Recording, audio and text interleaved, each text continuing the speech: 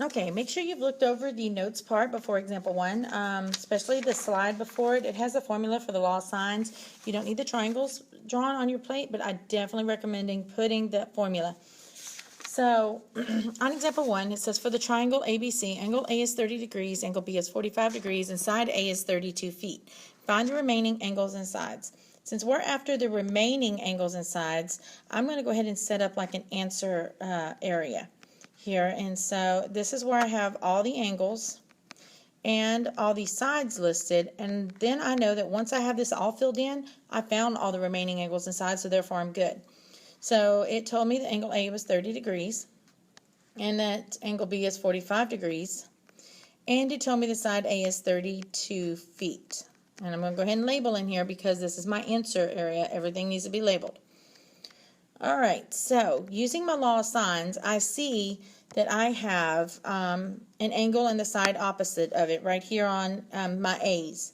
So I can do that side A over sine of angle A, and we know that's equal to side B over sine of angle B.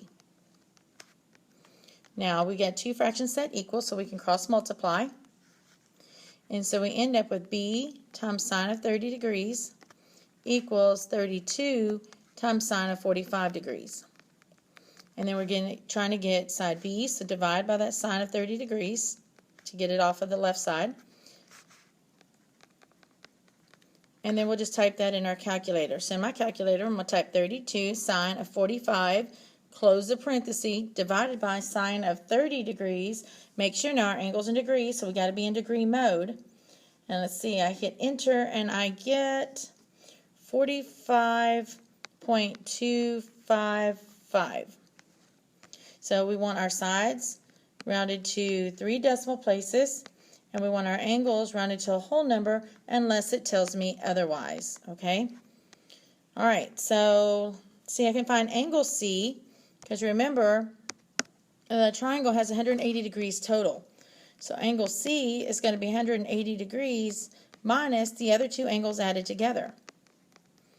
And when I do this, I get angle C is 105 degrees. And then to find side C, I can do the same thing we did to find side B. Now, I have to decide, do I want to use my information for my A's or my B's on this?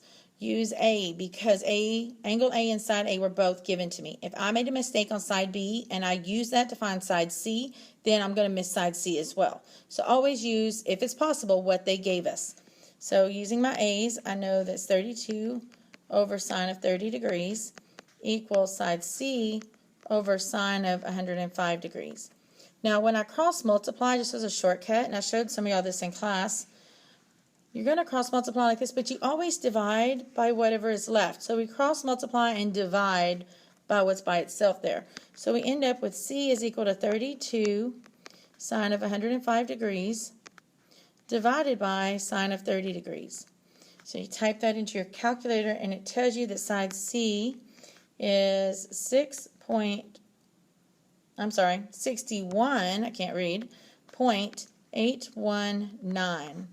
So I'm going to come up here at 61.189. Make sure you label it. And I've got all my information filled out. So therefore, this is my solution.